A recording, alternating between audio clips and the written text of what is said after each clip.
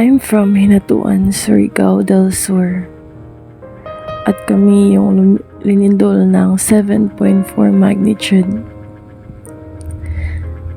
Hindi ko lubos maisip na mga panahon na iyon, kami ay natutulog na. At lumindol ang lakas, napakalakas, 7.4. Sobrang lakas talaga. Nagsisigawan, narinig ko ang mga sigawan ng mga kapitbahay namin. At ako mismo ay nalito ako kung sino ang uunahin ko, ang sarili ko ba, ang ate at ang bata pa.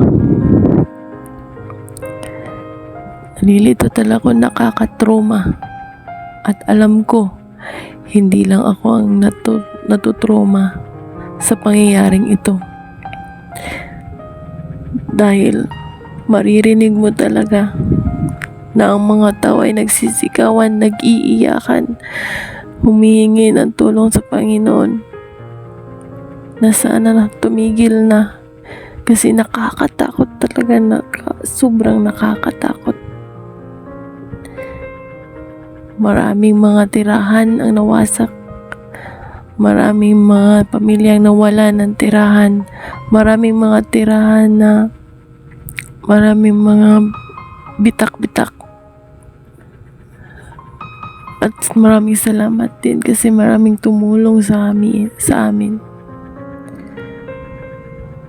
Sana po ay hindi na po maranasan muling ito.